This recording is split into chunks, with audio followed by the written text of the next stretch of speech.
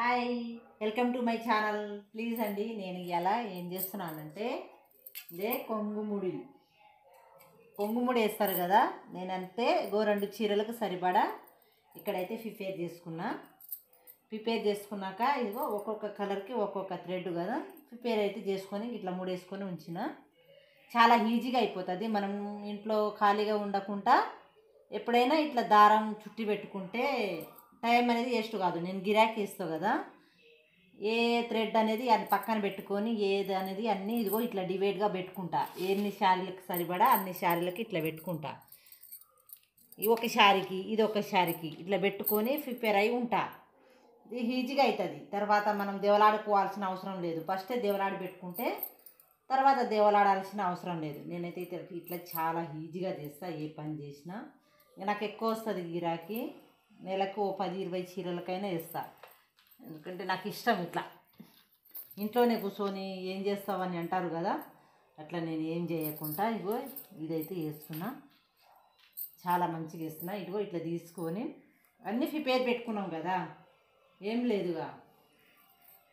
అట్లా ఇగో ఇది సింపుల్గా ఇట్లా తీసుకొని నాకు అందాక తెలిసిపోతుంది అన్నమాట. కోల్చుకోవాల్సిన అవసరం లేదు. టేప్ పెట్టినా అంతే ఉంటుంది, అన్నీ సమానమే వస్తుంది. ఇక నాకు ఇదే పని కదా ఎప్పుడు, అందుకని ఇది ఎట్లా ఎంత తీసుకుంటే ఎంత అని అర్థమైపోతుంది. 1-2 సార్లు టేప్ పెట్టి కొలుచుకున్నా తర్వాత ఇక అవసరం లేదు. ఇక నాకు అర్థమైపోతుంది ఎన్ని పడుతుంది అని. దీనికి కొంగుకైతే 20-22 పడుతుంది మనం వేసే విధానాన్ని బట్టి. రేటు కూడా తక్కువనే అండి, చాలా తక్కువకి వేస్తా. పెద్దగా ఎక్కువ ఏమి వేయను. ఎక్కువ పైసలు ఎవరు ఇవ్వలేరు కదా, విలేజ్ వాళ్ళకి కావాల్సింది ఇంకో ఇట్లా ఈజీగా అయిపోతుంది అన్నమాట. ఇట్లా మనం ముందే ప్రిపేర్ చేసినాం అనుకో మనకు టైం ఎక్కువ వేస్ట్ కాదు.